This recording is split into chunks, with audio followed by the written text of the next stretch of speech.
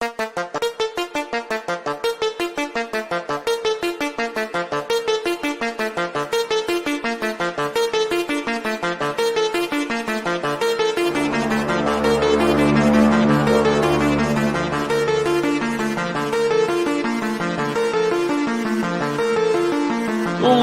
from Hollywood, it's Paranormal Tonight. I'm Mark Summers, and now, here's your host, Dan Harary. Hello, everyone. Thank you for joining us. This is Live from Hollywood. It's Paranormal Tonight. Actually, it's live from beautiful downtown Beverly Hills. Don't tell anybody, but this is really live from beautiful downtown Beverly Hills. My name is Dan Harary. I am the host of Paranormal Tonight. And tonight we have a very special guest and a longtime friend of mine. And I'll introduce him in a minute. Before we do, thank you all for watching these last few weeks. I've been getting a lot of nice fan mail, and I really appreciate it. For those of you who don't know me, I've been a Hollywood publicist for many, many years, and I've represented a lot of films and TV shows, plays, visual effects artists, graphic design people, writers, authors, comedians, all kinds of wonderful things. I've had a really nice career, and I'm very grateful. I'm also an author. I have written 2 books, which are both on Amazon. Flirting with Fame, which is right behind me here, is my history of my career in Hollywood. And I have a lot of fun photos in there, me with people like Jerry Seinfeld and Mel Brooks and Steven Spielberg. Check that one out. And if you like science fiction novels about benevolent aliens, I may be the only person recently who's written a benevolent alien book. That book is called After They Came, right here.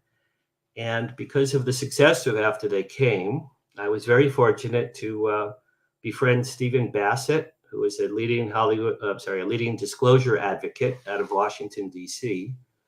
And Stephen and I recently launched the Hollywood Disclosure Alliance, and we are now taking donations. We are a 501c3 nonprofit organization. We are marrying UFO researchers and experiencers with Hollywood producers and storytellers. It's a wonderful organization. I'm blessed to be the chairman. We have 200 members now around the world. Please check it out. And if you can, consider please making a donation. HollywoodDisclosureAlliance.org. HollywoodDisclosureAlliance.org. Thank you to my daughter, Anjali Harary, who is always watching my show. She's my biggest fan, and I am her biggest fan. She helped me to create the donation page on HollywoodDisclosureAlliance.org. Okay, moving on. My guest tonight is a friend of mine. I've known him for quite some time, and now I'm going to read his little bio. So here we go. Kevin Kutchaver was born in New Jersey in June 1957, exactly 1 year and 2 days after me. I was also born in New Jersey. For most of the past 40 years, Kevin has been one of Hollywood's most in-demand visual effects artists, working on countless feature films and TV series. Kevin refers to himself as the vaudevillian of visual effects, which I think is just very funny. Early in his career, Kevin was involved in creating, designing, and producing visual effects for many, many blockbuster motion pictures, including, ready for this list, you guys, Return of the Jedi, Star Trek VI, The Undiscovered Country, GhostBusters II, both Addams Family movies, all 3 RoboCop movies, Blade, and the comic book inspired Hellboy. Those are just some of his film projects. Kevin was one of Hollywood's leading originators of desktop visual effects for TV shows when he worked on Babylon 5. And shortly after that, he became one of the co-founders of Flat Earth Productions, which created and produced 6 years worth of visual effects for 2 of the biggest ever syndicated TV series in history, Hercules, The Legendary Journeys, and XENA, Warrior Princess. I had the good fortune to be the publicist for Flat Earth Productions way back in 1996. In fact, Kevin and his company were the very first clients I ever had when I launched my Asbury PR agency, but way back in 1996. So Kevin and I go back quite some time. A 2005 Emmy Award winner for Outstanding Visual Effects for his work on the TV show Lost. Some of Kevin's other film and TV projects have included Alias, Scooby-Doo, and Supergirl. Kevin recently wrapped up being the senior visual effects artist for the Warner Brothers TV hit shows The Flash and Legends of Tomorrow. And 20 years ago this year, 2004, he co-founded his own production company called Sheer Force of Will so he could develop his own film and TV projects. Kevin is a longtime member of the Motion Picture Academy, the Television Academy, and the Visual Effects Society. He has been married to Kathy Zielinski, an animator for Disney, DreamWorks, and The Simpsons for 35 years. And I don't know how she's put up with him all that time. We'll get to that question in a few minutes. Kevin and Kathy have 2 children, and I am now very happy and delighted to bring in my dear friend Kevin Kutchaver, Ray. So let's bring him in. Yeah, there he is. That's been really great. Thank you. Good night. Thank you. Good night. Tip the waitress. Hi, Dan. Hi, Kevin. How are you, man? Good. Luckily, my voice came back a couple of days ago from whatever horrible flu is going around. Okay, well, you look good. You sound good. I got my tea. You got me tea. You're all set. Let's rock and roll for an hour. Are you ready? I'm going to grill you. This is I'm ready to spill the tea. This is Kevin Kutchaver. This is your life. So I hope you're prepared, my friend. Well, hopefully, like I said, hopefully stills are on the way. I had a glitch on my end because I wasn't being computer compliant, but hopefully we'll solve that. But there's still a lot to talk about. Sure, absolutely. Okay, so my first question for you is, how did 2 nice, I was going to say nice Jewish boys, but you're not Jewish. How did 2 nice boys from New Jersey end up in Hollywood? Give us a quick overview of your childhood growing up and, how'd you get into visual effects? Well, as a kid, I started off by, like a lot of kids and people that are in the business, watching the Universal monster movies. I mean, they were great. Every time they were on, we would watch them. Every Easter, King Kong would show twice a day on WPIX from New York. And King Kong was the most fascinating thing to me. And really, that's the first interest I had in getting into whatever the heck stop motion was. I mean, there was no way there were no schools, there was nothing. So I was into that. And at a certain point, neighbors of mine, they had a cousin of theirs visit. And that guy was named Peter Curran. And we became friends as kids and started making silly movies together. And he was like a year ahead of me. So he was doing things that I was trying to figure out how to do what he was doing. And he had it figured out. So we it was really kind of a great friendship, just in terms of making stuff too. But yeah, we got along famously. Eventually, I went to School of Visual Arts in New York City for photography. Pete ended up going to Cal Arts for the experimental film department. And he kept trying to get me to come out to Cal Arts. I was kind of into what I was doing in New York City, and I was working as an assistant to fashion photographers. But at a certain point, Pete ended up with the job. They awarded all of the lightsabers for Jedi to his company because he figured out how to get a green lightsaber on a blown out desert background. And he said, hey, do you want to come out and work on this movie? I was getting tired of what I was doing. I had finished school. I graduated college. And I thought, man, the fashion business just isn't really for me. So, and I figured a camera's a camera. So I just made the change and I came out and I stayed, I lived on the floor of Pete's apartment for a couple of weeks till I found another apartment that I could crash and change my careers then. That's great. Did Peter know his wife then, Jackie? She was, at the time, she was basically running VCE's bookkeeping and kind of doing all the secretarial work and financial work and stuff.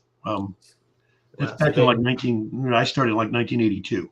So they go way back. I'm gonna have Peter on my show a month from now. So yeah, I know Peter as well. So you got started in Hollywood in '82, and your first project was Return of the Jedi. That's pretty good, right? Yeah, it was Return of the Jedi, just animating and rotoing lightsabers, at the same time working on Dreamscape, which he had in house also. So there's this big budget movie and this very kind of small little low budget movie At the same and time. it was interesting to just be able to put a foot in each world. And you Sure. realize, hey, I'm doing the same thing for both of these movies. What can I take from the big movies and slowly learn how to move into the smaller movies is what my goal was. But you got to remember, this was back when like a crew was maybe like 10 people, for these small kind of smaller effect shops. There was no cottage industry of visual effects yet. I mean, there were little small companies popping up because of the original Star Wars, but there certainly were no schools. You had to sit there and figure out how to do stuff. I mean, it was really an inventive time of visual effects. You had to kind of figure out how to solve what the movie needed, which was cool. fun. That's great. Hold on one second, please. Race, can you put up slide number 1 from me, which was the Return of the Jedi? There we go. So Kevin, any funny stories, anything interesting that you could share? The very first thing I did when I came out to California, worked on the first thing we did was the trailer for Revenge of the Jedi. We were animated lightsabers for the trailer, for the skiff. It was the first stuff that I'd seen from this movie, and it was really cool. And then I had a 4x8 piece of like masonite or plywood that I drilled holes at every animation field mark, so I could come up with a stock library for Pete of lens flares, and I was photographing lens flares by doing time exposures, possibly for the lightsaber hits. We sent them up to ILM. I wish I had kept the note, because the note back from ILM said everybody loves these except George. So they didn't use those, but I luckily. It's like the operation was a success, but the patient died, right? Exactly. The VFX artist was sent back to New Jersey. Well, Kevin, what's interesting is you worked on Revenge of the Jedi, which was the original title of Return of the Jedi, right? Well, actually, I worked on Blue Harvest at that time. I think I still have a Blue Harvest. Was that the Jedi one? Blue Harvest? Now I'm getting confused. They had a fake name because they didn't want to get soaked when people found out they were filming a Star Wars movie on location. So they always had a bogus name after the first movie. They started to come up with fake names for the production. So I see. I'm pretty sure my crew shirt was that, and it might have been. I think Blue Harvest was the Jedi name. I see. I got you. Okay. In my book, I have a funny story about Return of the Jedi. I just remembered this.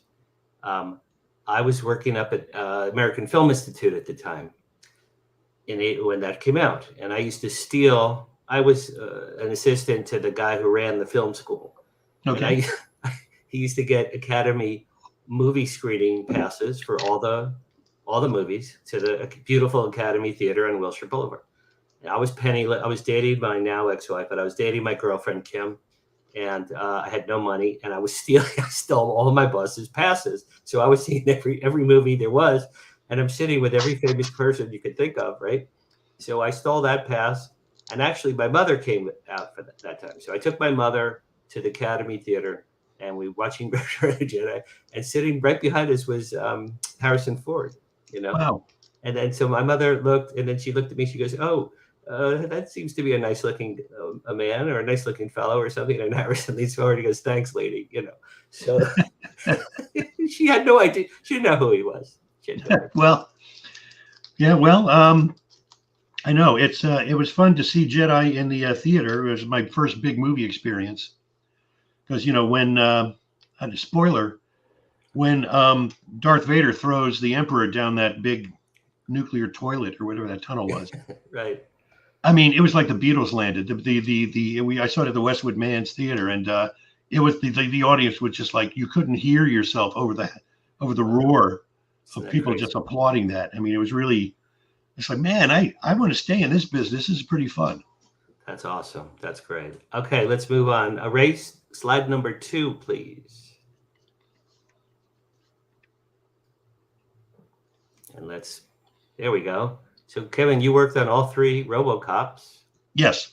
Tell us some stuff about that one. It was interesting because we were working on the film. Once again, I was working at VCE through Pete. And, once again, it's like RoboVision. Pete has a specific talent for doing kind of art direction and design on the optical printer. So we would, in the art department, would come up with ideas and like stuff, graphics and whatnot. And Pete started to put all that stuff together in what would be now digital compositing, but then it's like in the optical printer by layering all of these elements. But everything was more difficult back then. Graphics were basically just ink lines on cells, painted with black tape and stripped up like graphics, or letters were actually, there used to be something called, maybe they're still there, called letraset, which were transfer letters that you had to basically like peel off, and we put them on cells, photograph them on high-con film. You got the reverse, you got clear letters on black. Pete would put them in the printer, double expose them in. It was a really tedious process. And we would do all of these pieces, and Pete would then kind of orchestrate the timing on everything, and through tests, figure out what was working and what was not. And, all based on what the script said. So most of the first movie was all the RoboVision stuff and the targeting when he's shooting criminals. And, it's the best part of the first RoboCop was realizing that this movie was really like something different. It seemed important. And also working on it over and over again as we tried, not us, but as they tried to get away from getting an X rating, because it was just massively violent. And it kept the MPAA kept throwing it back, and they had to keep doing little trims and stuff. But it was like every week it was like, did they make it? Nope.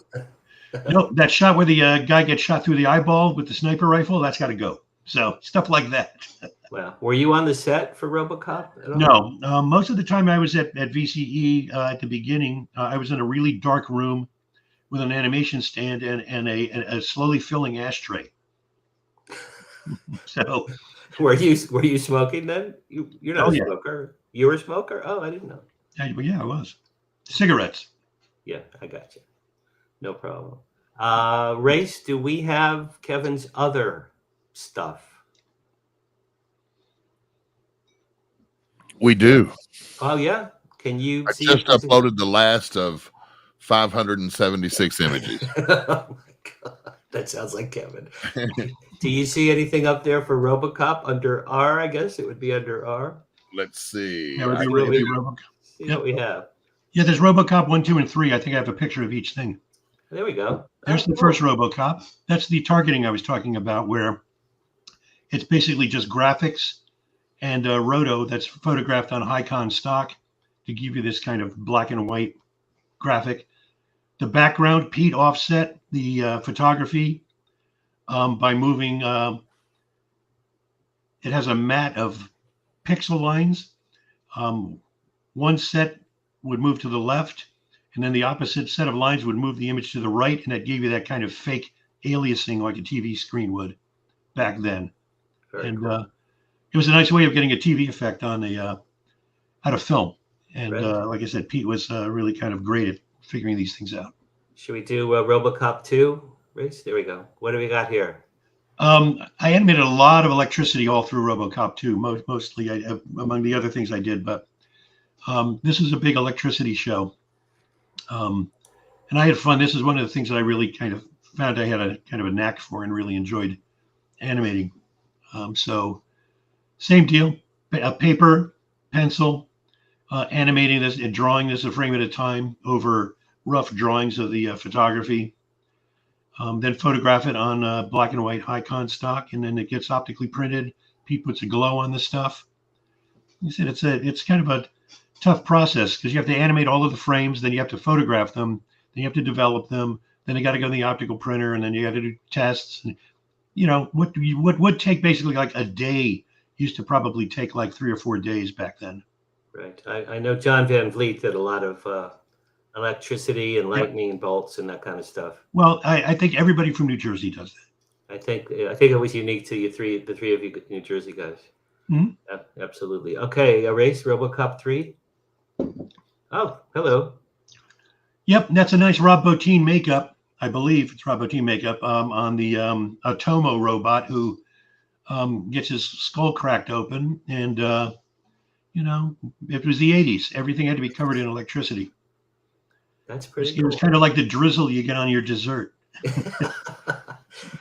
So you had to hand draw. I mean, my daughter's watching the show and she's a graphic artist, but Anjali, these guys had to draw by hand on film, right? You had to draw electricity and Well, it's on paper.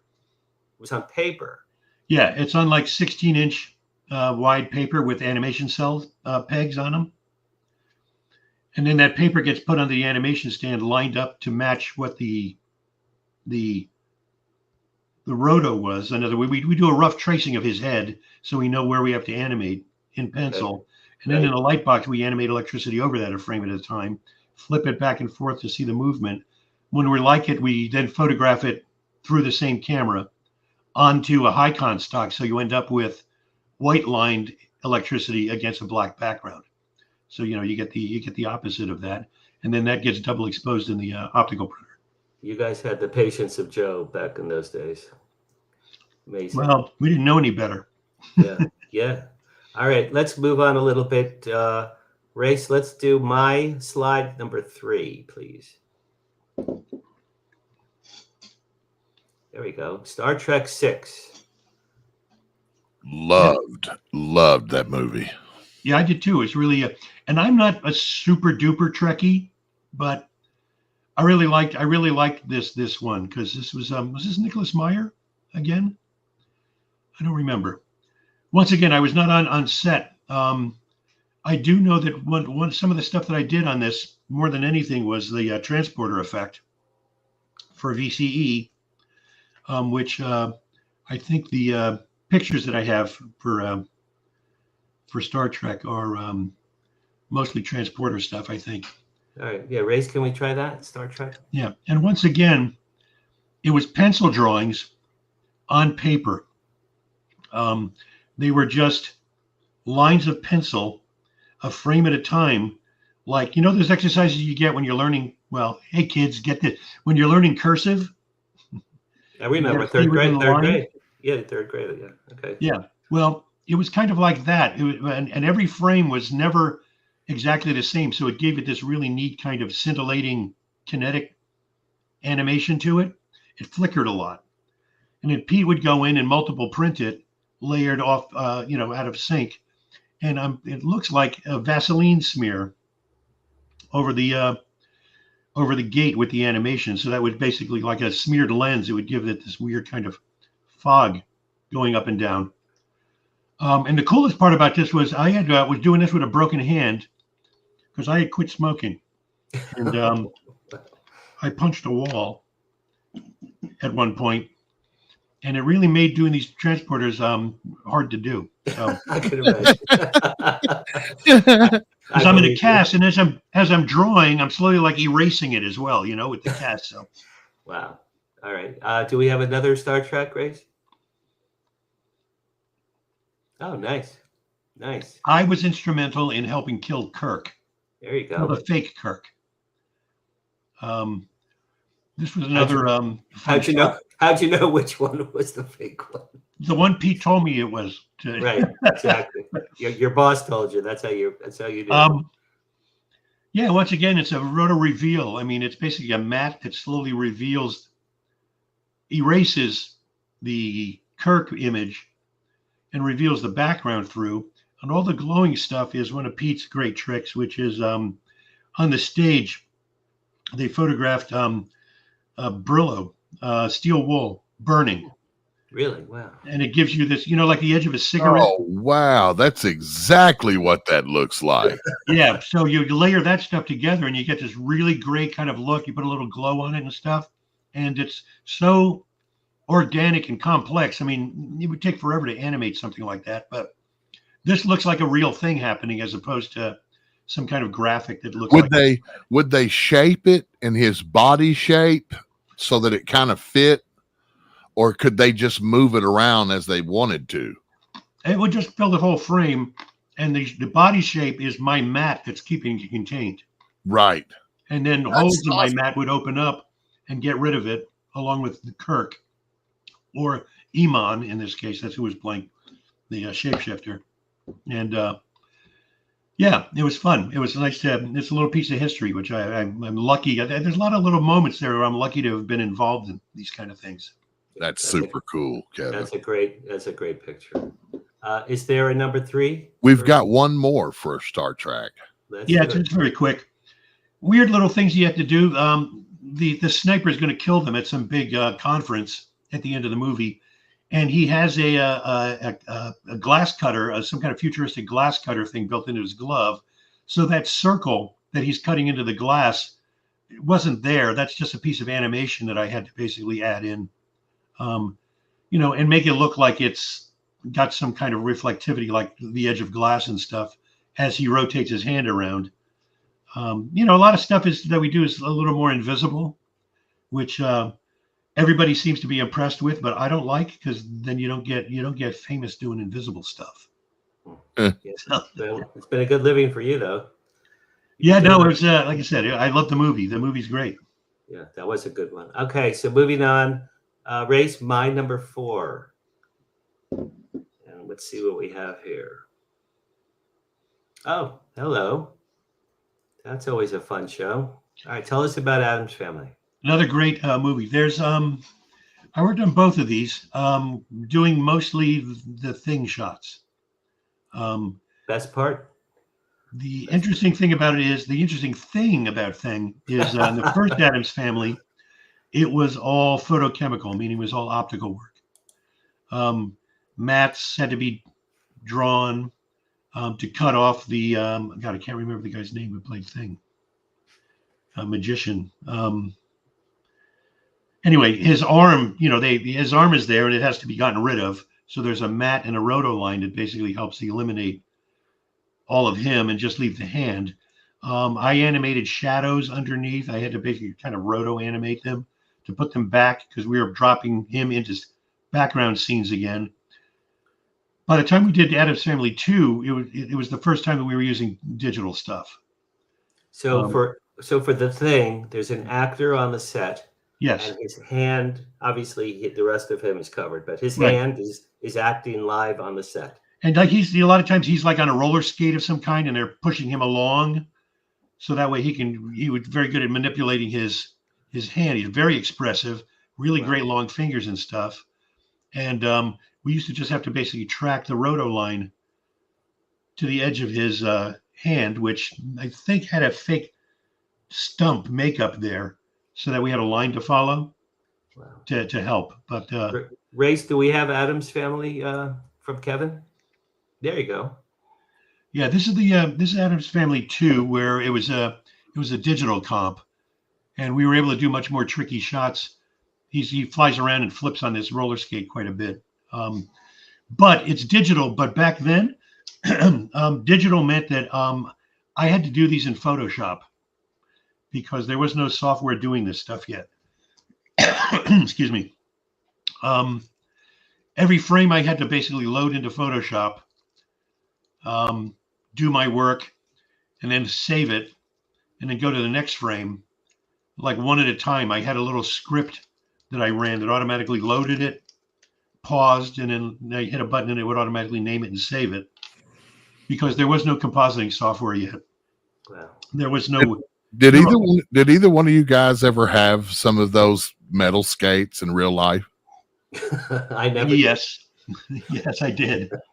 Those were quite stylish at night. I don't know. I usually only saw them when I was on my ass, because I had some of the kids in the neighborhood had some, and when we would go down the hill, there was a couple of streets that had hills beside us, and at nighttime they sparked. Like, oh yeah. you were real cool if you could stay on them long enough to make them spark. That I do remember. They're all That's metal. a good image. That's a good effect. The lighting and everything worked. Yeah, no, and like I said, they by this second movie they had it really figured out in terms of how to make it really look like a magician's trick, because there's no place like, where are they hiding the guy? I mean, like I said, it's just really it's just really an amazing. Alan Monroe was the supervisor for this stuff, and it was just a really nice effects design. So That's great. Race, is there another Addams? That was the only one we had for Addams Family. Okay, no problem. All And right, the additional images.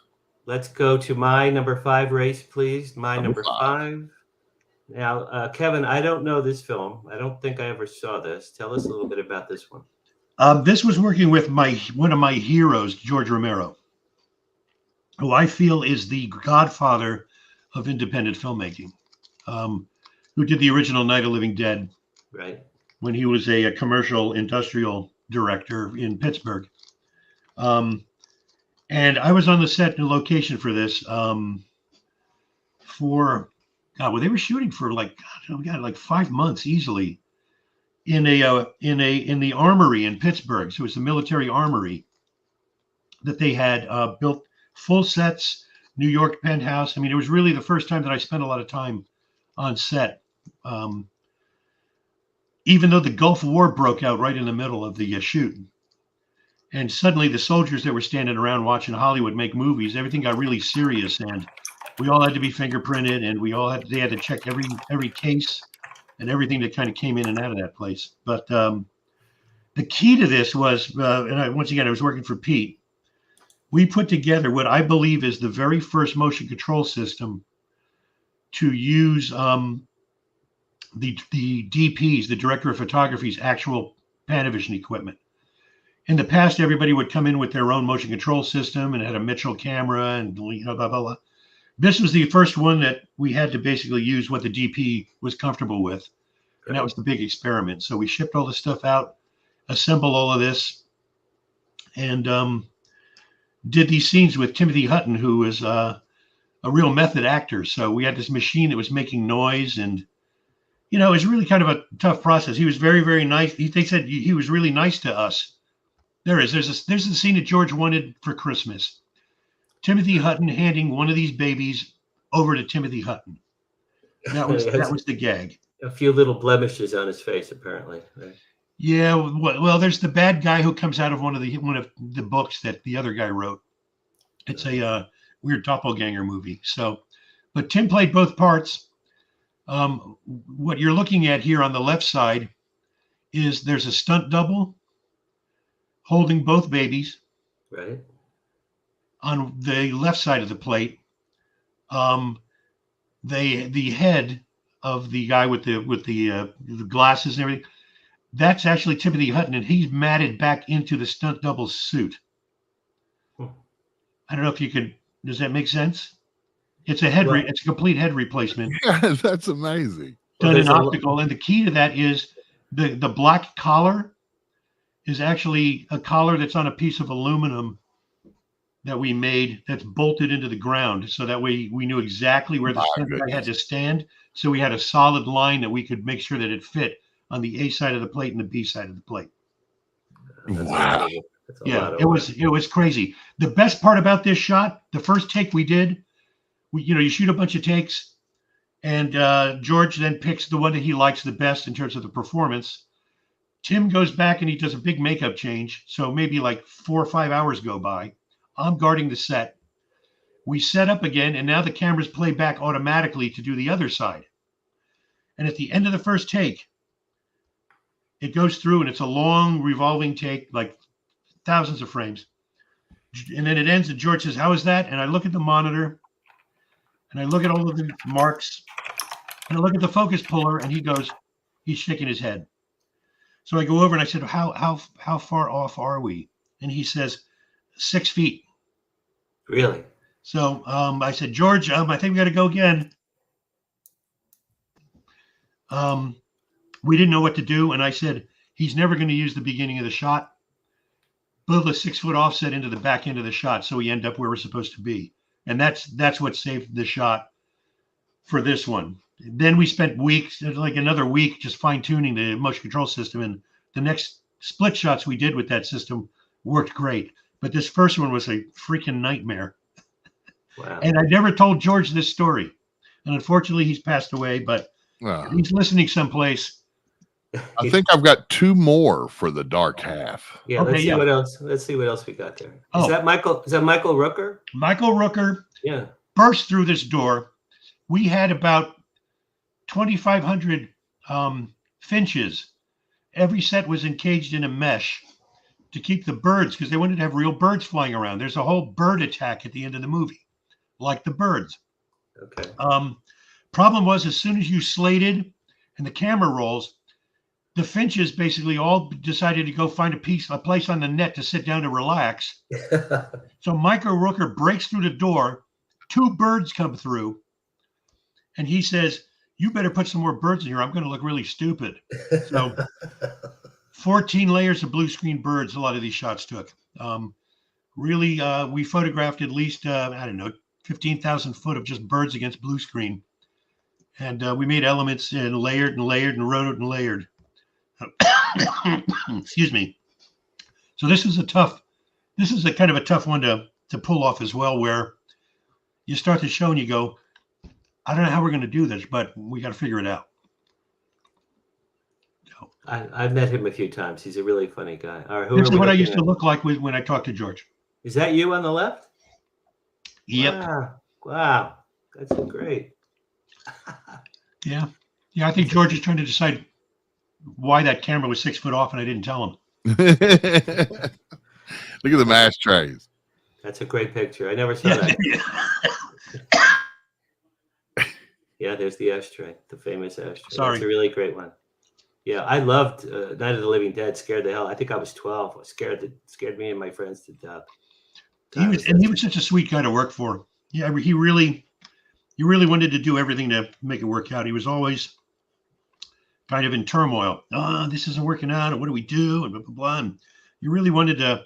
And Orion was at the process of the movie studio was in the process of going down the toilet at this time. So, I mean, I had a great experience working with George, and I told him, unfortunately, I worked on his toughest movie experience because he didn't even get to score the last reel. He just had to use music from the other reels because Orion ran out of money.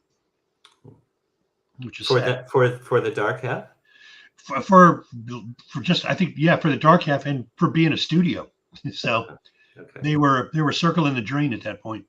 I got you. All right, Kevin, my daughter has a question. Do you enjoy using digital programs now, like all of the Adobe suite, or do you miss the days of photoshopping one thing at a time? It's kind of a mixed bag, a blessing and a curse. Okay. I was working on a movie, and the director, it was Steve Norrington for Blade, said, "Isn't it a lot easier now that the computer does all this stuff?" And I said, "It's midnight and you're still here." So the optical part was fun because by 8 o'clock you had to have the film in the lab, so they could process it, and then you had dailies in the next day to see if anything turned out.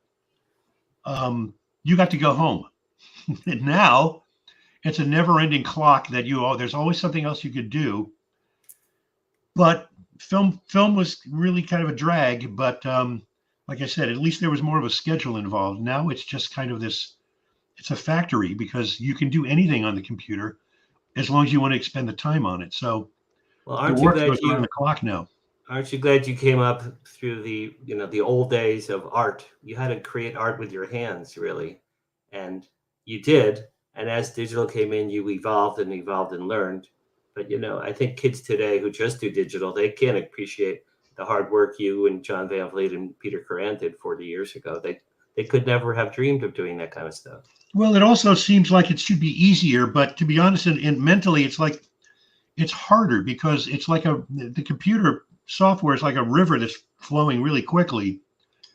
And like, where's the beginning anymore? I mean, I was there when it started off, so I could kind of, get my feet wet. But now you got to just jump in, and there's so many opportunities and possibilities. It gets confusing. I think it gets confusing to young people that go, well, where do I start? What do I do? Right. Kevin, it was like you guys didn't have to obey laws. You were creating them. You were making them. we were cheating a lot. You guys were literally inventing the marketplace back then. We were inventing ways of doing stuff, and that was really the exciting part. I mean, especially right on the cusp when the digital stuff started. It was like you could see the possibility, and rather than ask not what the computer can do for you. I had things that I always wanted to do. When the computer came along, it says, "Oh, I already had that idea, but now I know what I can do, how I can use the computer to do what I already wanted to do," as opposed to thinking, well, what's this going to give me? So I think you learn that from doing the organic hands-on stuff. Yeah, you guys paid your dues. Yeah, absolutely. Yeah. Race. Let's move on to my number 6. Dan 6. Okay, so Kevin, you helped pioneer desktop visual effects for TV shows. Tell us about Babylon 5. Babylon 5 is really a great, the movie The Perfect Storm. Yes. In terms of visual effects, I think Babylon 5 was the perfect storm for a lot of things. Ron Thornton was desktoping all of the digital spaceships for the first time for television, using to start with 23 Amigas that they were networked through the walls of him and his partner's apartments. They were Paul Bagel Bryant. Yes, they were basically trailblazing the fact that you did not need to have Silicon Graphics computers that cost a fortune to even think about doing this stuff. Lightwave and New Tech and the Amiga were a great combination to make this stuff happen. And Ron always had the forethought to do that. Early on, when Ron was working on that movie RoboJocks, he showed me a little test he did on the computer of a TIE fighter going through some asteroids. And it really looked like a video game. And to be honest, it really looked kind of shitty. And I felt bad for him. But Ron knew that this was going to take off and whatnot, and he stuck with it. So I was the idiot for not paying attention. When Babylon 5 came along, they had spent a lot of money on one of the online bays doing some paint animation. And Ron said, "Can't you do this now?" And I said, "Yeah, I think so," because After Effects had just come out, and I was playing around with that. And I made a deal that if they put me on salary, I could basically hand animate all of their, animation effects and compositing. I would do more work for them than they were getting. I would not be as fast, but I promised that I would keep up. So for the first season and a half, I was just kind of making the glows on this eye shot, as an example, is a slide projector and a beer mug photographed off a wall on my high 8 camera. So I could get some, because there was no Sims, there was no, but I wanted some kind of organic. I loved photographing real elements and real stuff. Right. So it was fun. And back then, I think everybody was just like pleased with what they got and what they saw, because everybody was kind of raising the bar for TV back then, when Star Trek had like one phaser shot, and it had to be approved by 23 people, and then come all the way down again with one note. And they probably cost, I don't know what they cost per shot, but that's why you didn't see a ton of stuff. And Babylon 5 wanted to see a lot of stuff in the show, so it was a fun place to be. Did you work? Were you an employee of Foundation Imaging? No, I worked for the production. Okay. Babylonian Productions. Okay. And they found that out when they realized that the DVD set came out, and there was a promo piece where they interviewed me, and they realized that they had absolutely no paperwork from me signed, because they assumed that I worked for Ron, but I didn't. I worked for the production. I just jumped right in, and I never signed work for hire papers or anything. So I had to give them the okay to use my likeness. Wasn't there a guy named Netter? Doug Netter, yes. Doug Netter, right. Yeah, he was the main producer, right, for appropriately named Rattlesnake Productions. Yeah, I heard things about him from, I represented Ron and Foundation for a little while. Yeah, nice guy. I think he passed away a few years ago. He did. Yeah, it was really kind of sad. I'm sad about that. He was a sweet guy. All right, Race, my number 7, please. Now we're going to lurch forward. Here we go. So, Kevin, I met you first in '96, shortly after you launched Flat Earth Productions. Right. You worked on two of probably the biggest TV shows in history, Hercules and XENA. This is when I first met you. And what do you got for us for Hercules? Right around the time that Babylon 5 was, I sat down with Joe Straczynski, who wrote, was a showrunner for Babylon 5. And he was explaining to me at lunch, well, the long arc is going to start kicking in now. And basically what he was telling me was we're not going to be having like the alien or monster of the week anymore. Around the same time, Kevin O'Neill, who was working for Pete at the time, called me and said, hey, this Hercules show, they want to try to figure out how to do a centaur. So I switched shows and I went over to try to figure out how to do that. And ultimately, Rob Tapert decided to beef up Hercules more and more to the point where he said, I don't want to run a effects company. So if you guys put one together. So we did. That's how we formed Flat Earth. And we basically tried to load as much stuff into the Hercules show, especially as possible. Rob Tapert was also a big Harryhausen fan, like us. So he was so he would come up with these crazy ideas, and he even pitched to us. He said, what do you guys want to see? It's like, I want to see Hercules fight big giant monsters. So that's what we were kind of let loose to do. And it was really fun. You and Kevin O'Neill both came through Peter Curran. I didn't know that. Yeah. Okay. I mean, they would build the bottom part of the set here and shoot some elements of crowds. And that's a matte painting I did, basically just kind of like putting together what I think the arena might look like. Same here. We had to build the background, and the animated snake is a giant, it's a CG thing very early on from us done in Lightwave. Is this still desktop? Yeah.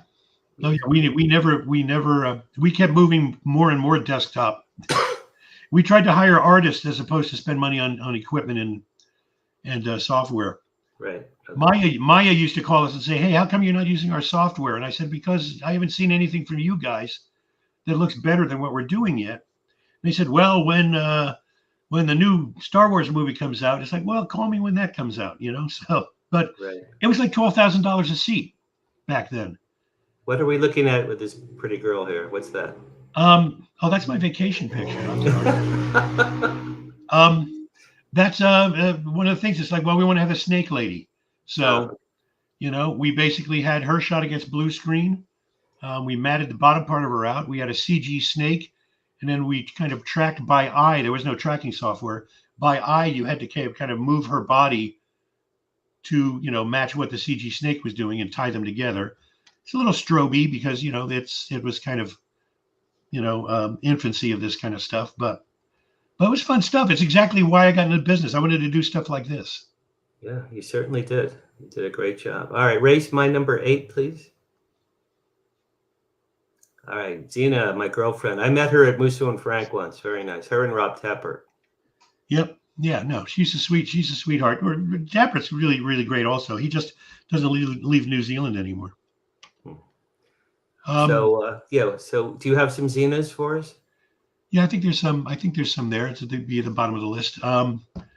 Yeah, Rob said, hey, we're not going to have as many monsters here, but I need something for the opening title sequence because we know that, we know what we do, and we make eye candy for the trailers. And then the writers and the characters are what hook the audience into coming back week after week. But our stuff is like the shiny little lures that excite like cats, so they see our stuff. So he wanted something showy.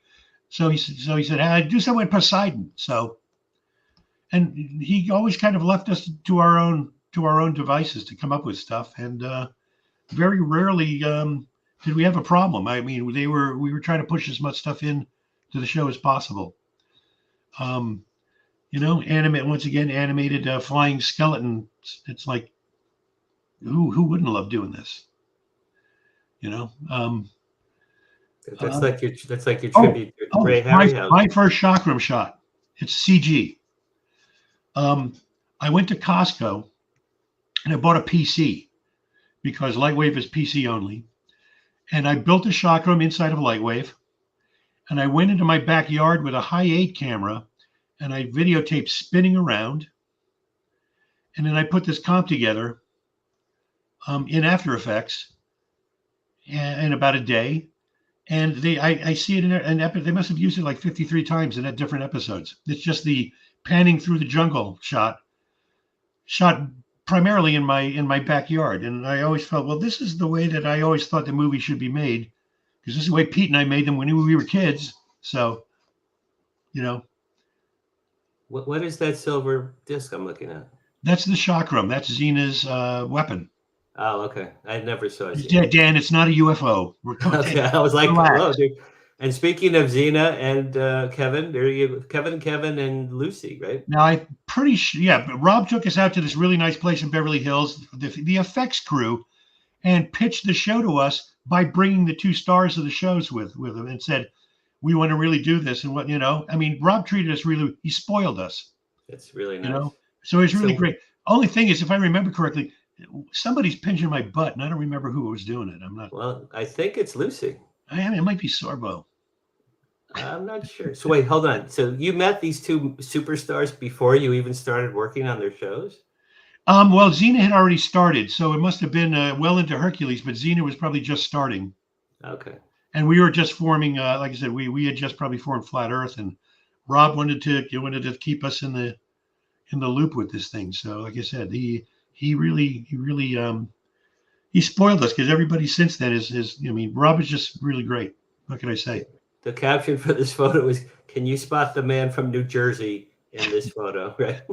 Yeah, it's not the attractive Nordic blue-eyed 6'3" guy, or the really attractive New Zealander. Right. It's pretty obvious who the New Jerseyite is. It's the guy with the Italian hairline on his chest.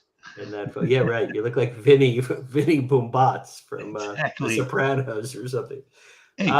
Let's see. Where are we now? Race, what do we got? Did we do 10, 11, 12? We're down to 13 here. Let's see 13. Oh, yeah. So, Kevin, you and I did an event a couple of years ago. Right. And why don't you talk about this one? Yeah, it was really fun to contact the Xena. It was a I don't know if it was an anniversary or not, but it was a reunion for Xena. And right.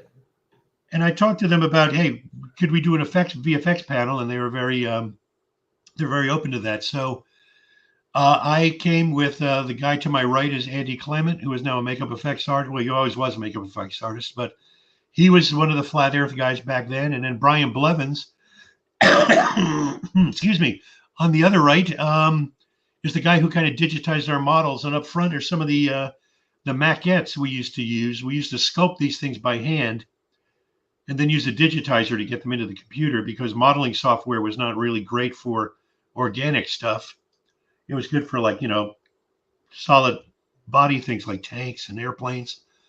But yeah, we did a nice talk. The crowd really seemed to like it, and it was just really fun to see that when you work on something and 30 years later, there's still this huge fan base for this, especially Xena. It's really great. People lined up to meet you. So did you have a fine artist create those maquettes? And Andrew Clement did some of them. Okay. I think whoever was sculpting at the time at K&B did some of them. Because they were basically the makeup effects crew for New Zealand. They were the guys who were on set. So it was just whoever basically felt could handle the thing the best. We did most of the creature stuff though. Okay. Race, how are we on time, Race? How much more can we go? You know what? I want to go another 20 minutes. If you guys are up for it, I'm up for it. We've still got a number. We need to go through Blade, Lost, Hellboy. We've still got a few images here we can run through really quick. Yeah, we can put this on hyperspace. Okay, let's rock and roll. All right, Blade. Blade. What do you got for Blade? A good example of us trying to push what we were able to do. Steve Norrington, the director, came to us. He said, I have to come to a smaller company like you, because if I go to a place like ILM, they're not going to listen to me. But you guys, I can push around. That's a quote. But I get to basically shotgun Tracy Lord's head off in this shot, which was really made it worthwhile. Which pretty great stuff. Did you get to meet her? I never met her. She, I haven't either. I'd love to have her sign a still of this, but We did the whole opening Club Blood scene where Blade first shows up and he starts blood's raining out of the sprinkler systems. It's a big rave, and he just starts shooting all of the vampires, and they disintegrate in front of your eyes like cigarette ash and flash paper. So it was really stretching what we had done before in Lightwave, especially. But man, we had a blast on it, and I think it was really, really good stuff. A lot of exploding hands stuff. I mean, this is my wheelhouse right here. So I love these kind of effects. Can't remember what the next one is. Is there a second? Is there a third one? Yeah, there's two disintegrated guys on the ground as Blade basically is just showing that he's the badass of the Marvel universe, and is the first Marvel superhero R-rated one. I mean, everybody thinks it's Deadpool. Wesley Snipes. Wesley Snipes. Was he the first black? Was he the first black comic book hero on film? I don't see color, Dan. I don't know. Okay, you're colorblind, right? I'm colorblind. Yeah, I'm not sure. All I know is I thought the movie was really freaking great. I mean, I really thought the movie was very cool. It still holds up. It's pretty awesome. Did you get to meet Wesley? No, they come to us after they're done shooting, and they cut the film together so they know how many shots they have and all of that stuff. If we were like a bigger company other than a boutique company of maybe 10 to 15 people, we might have been on set for stuff and whatnot, but very rarely does that happen. And also a lot of times they shoot in other countries now, and I don't like traveling. I got you. Okay, moving on. Number 15, Grace, my 15, please. Now, going from Blade to Scooby-Doo. What do you got for Scooby-Doo there? You got to have range. Yeah, you're very diverse. Scooby was great. Friend of mine that I worked with up at ILM on Ghostbusters 2 was Peter Crossman, and he was the supervisor on the first Scooby and the second Scooby movie.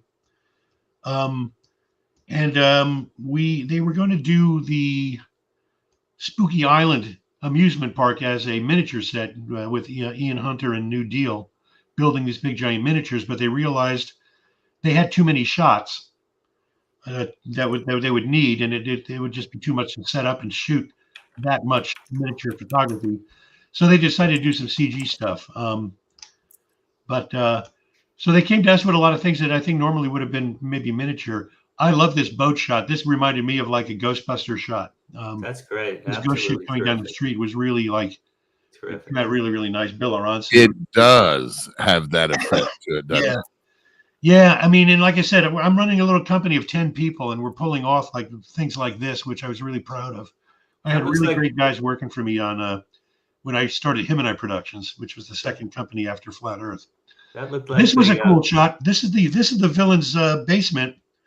They had a scene of the Scooby crew ringing a doorbell and falling into a trapdoor, and then there was a sequence of events that they didn't have time to shoot. So it just ended up where they're in a big iron ball and it rolls to a stop. That's the only photography they had. So I said, well, did you ever play the game Mousetrap? Sure. And I said, why doesn't he have some kind of weird roller coaster thing in his basement that takes him from up above and it takes him to deposits him down below? And the director said, pitch that. So he did an animatic of it and whatnot. He thought it was really fun, and we went to work on it. So we have this steel ball that rolls all the way down to camera with this iron ball, and it really covers from where they were at point A to point B. Wow. And Bill Bowes, the art director, brought all of his designs that he never got to use because they didn't have time to shoot it, and he just sat with us every day and basically helped make our stuff look so much better, because he was really, really helping to kind of raise the bar on what we were doing by showing us his artwork and stuff. It's really, really, between Ian Hunter for the miniatures and Bill Bowes and Peter Crossman, we really kind of upped the ante on this stuff, especially on the second one, Scooby 2. That's from the first one. That's the Spooky Island. That's great. Look at that. So, what, if anything, that we're looking at there really existed? Look at the roller coaster with the skull on it. Yeah. Who would go off that? And the mountain that looks like a skull. Yeah, that actually was the only piece of miniature that they built that we photographed and built into our composite. Yeah. So it was a nice amalgam of a lot of things. A live action, a couple of miniature pieces, Bill Bo's designs. My wife designed one of the skull roller coaster ride on the right side. Oh my Kathy god! designed that for me. So it was I mean, it's very collaborative. It was really a fun show. And I would have got away with it if it hadn't been for you meddling kids. If it hadn't been for Warner Brothers. Okay, Ray, we're on 16. 16. Hellboy. Hello, Hellboy. Hell, Once again, Hellboy. very lucky to have landed this one because this was really, really great. Guillermo del Toro was once again reminded me in a way of Romero. Just an awesome guy to work for. Really kind of considerate. Really, really creative. The movie is like, I love this film. And once again, we got to do some stuff that normally a bigger company would be doing. But I know like hundreds or thousands of cockroaches for that scene that we're looking at as he picks up this manhole. oh my! I couldn't have been there for that shot. Well, they're all CG, so it doesn't matter. Oh, okay. So, yeah, we really, the other nice thing about it was we had a couple of VFX shots that we were having a problem with, and then I think it was I can't remember who the other company was now. I'm sorry. Oh, it'll come to me. They were having an issue with another set of. So anyway, we ended up swapping. Well, you guys do this, and we'll take that one, because I had people in place that said, "Oh, I can handle this better." So I mean, it was once again, it was just a really nice, creative, collaborative situation. With Is no that a egos involved. manhole cover? Yeah. You know why they make manhole covers round? What? No. I just learned this the other day after living 55 years. Why, Ray? So they won't fall in their own hole. Interesting. They cannot fall in the hole they cover. If they were square, they could. And they make them still to this day square in France in some places. Really?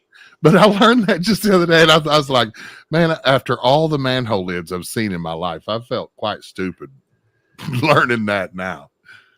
Wonder if Ed Norton was the one who invented exactly. Norton, That's why his apartment was so much nicer than Ralph's. Yeah, right. He had so much more money. Yeah. All right, what is Russian airspace? What the hell? They had to have this. I don't know what model airplane. I mean, what type of airplane? That's a C-130. Yes, it is. It's a very specific. And I had Bill Arance, who is an airplane expert, working for me. One of the guys who usually like a long time worked for Van Vliet. He loves aviation and stuff. So this is one of the shots where we switched. I said, "Hey, I got an airplane guy here that can really make this thing fly, literally." And so we picked this shot up, and it's just a transitional shot that just flies by from the ocean, and then it flies by camera, and there's a wipe to the next shot. But we got to get really, really close to the camera and see the Hellboy logo on the plane and whatnot. So it was once again, it was a nice one-off that we were able to kind of show off what we could do. Okay, all right.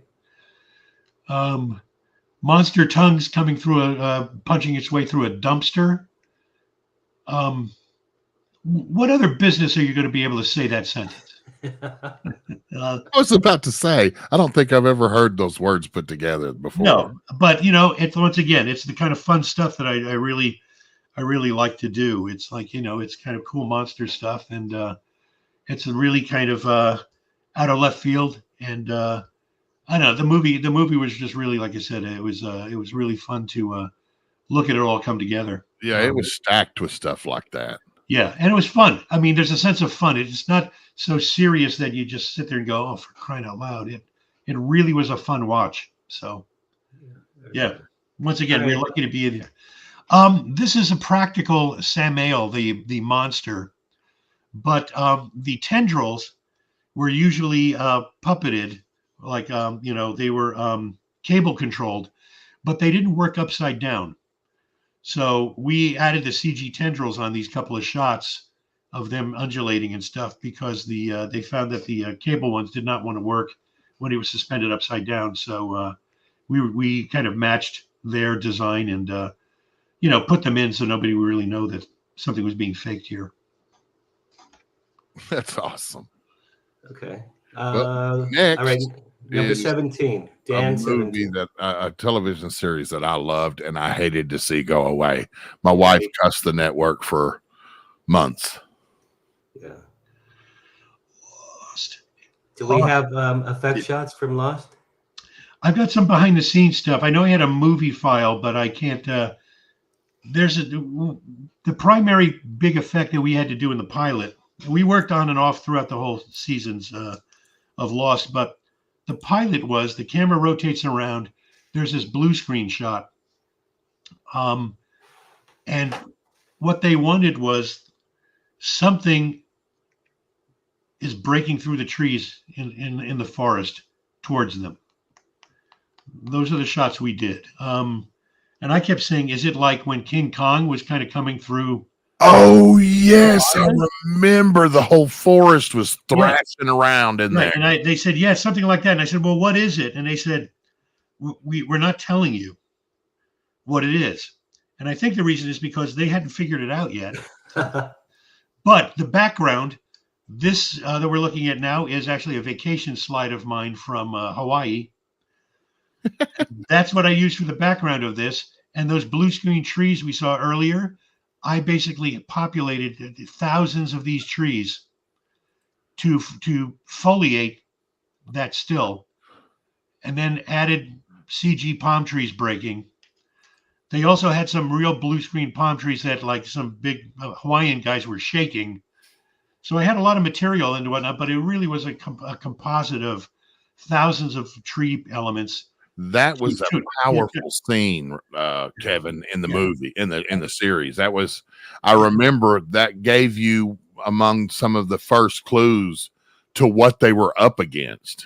And the sound was really the thing. We never see anything with the sound because they wait to see what we do. That really sold it because it was just really, really great. And I think we were up to like take 32 or 36 for that one shot.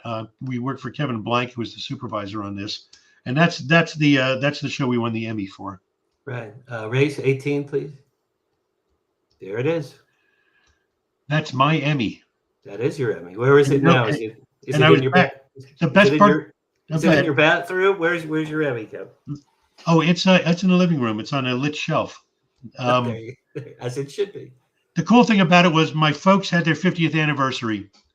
My brother flew in from New Jersey. We all flew into Hawaii and rented a house. And we stayed there for their anniversary, 50 years. And when we came back, they were going to stay for a couple of days. And I got the announcement that I was nominated for the Emmy.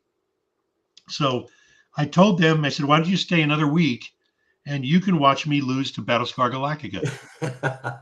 Which was doing amazing effects and stuff at the time. But Lost was like a juggernaut. I mean, Lost at that point, it's all anybody cared about. And once again, I made the work that everybody else did on the show too is great. But I just think that, that show would have taken over everything because it was a behemoth. Yeah. Nobody cared about anything else. So, once again, right place at the right time. I'm very lucky that thing came along. You know what it is? I remember Kevin Blank said he was working on the show, and he showed me a scene of that guy at the pilot getting sucked into the airplane engine, like when he's on the beach. Yeah. And I said, I want to work on this. And you did. Yeah, it was so cool. Great job. Great job. Race number 19. Okay, so more recently, Kevin, you worked on The Flash, senior visual effects artist, Warner Brothers. Right. What do you got there for The Flash? Started off working on the fixing up the pilot, mostly doing temps in editorial. They were taking.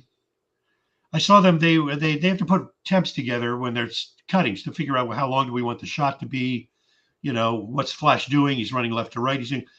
and they were some of the editors were stealing like artwork off like deviant art to be able to mat like stills in a flash running back and forth. And I went, well, I can basically make stuff specifically for the shots.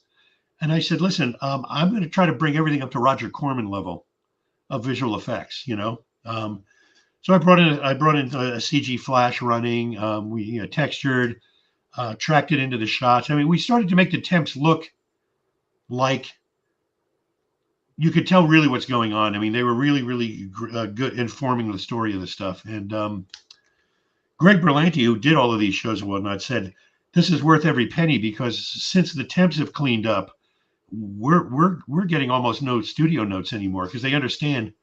I guess the studio has to be reminded that it's about a guy who runs fast. I don't know, but yeah, we tried to do it, and then eventually we got into just doing more and more finals, cleanups, production cleanups, and with every TV show I've ever worked on, it's the same process. The beginning is so great because you're inventing ways to do stuff, right?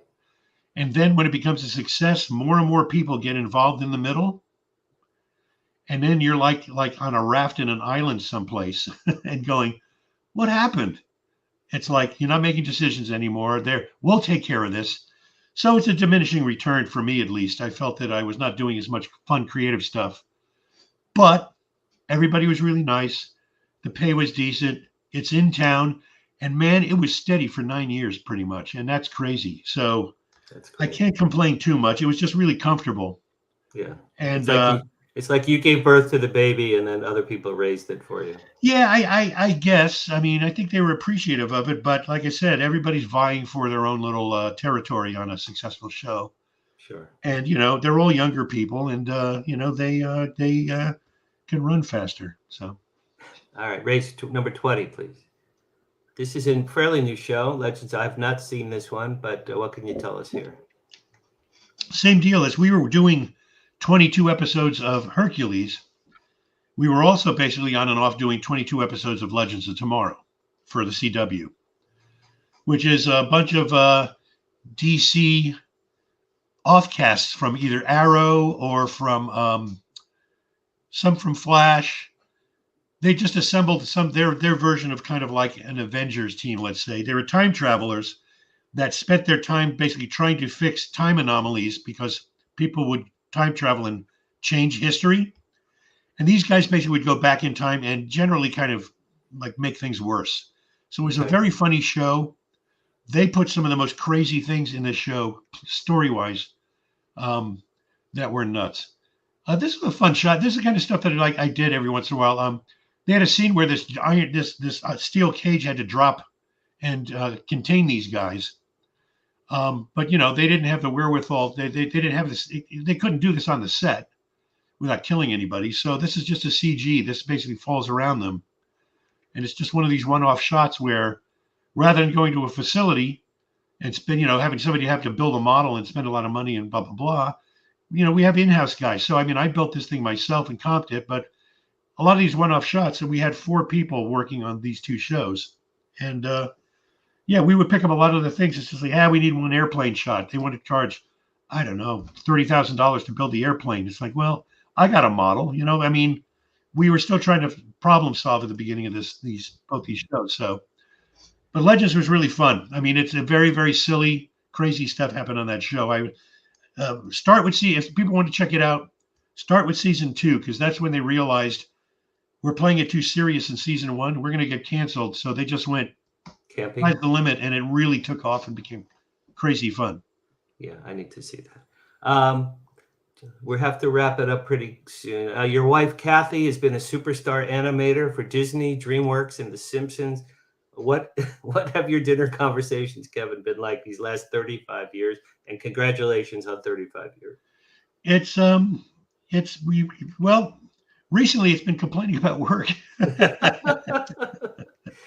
This isn't the business we started in and blah, blah, blah. But I don't know. We most of what we're doing is we each have our own personal projects. Kathy's doing a lot of her own artwork and stuff now. We're making plans and trying to just kind of continue, always to continue to work, but we want to get some of our own passion projects kind of together. So she's doing a lot of drawing and painting and whatnot. I'm still partners with Linda Drake for Sheer Force of Will. We're gearing up to do a couple of micro budget features, one horror, one science fiction. So, so it's the life of the commercial artist, I guess. The last question I have to ask you, totally off the wall question.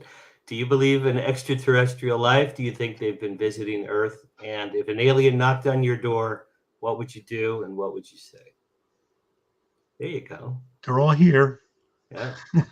So you believe. You're a believer like me, right? When I was I do this quickly. When I was a kid, I don't remember how young of a kid.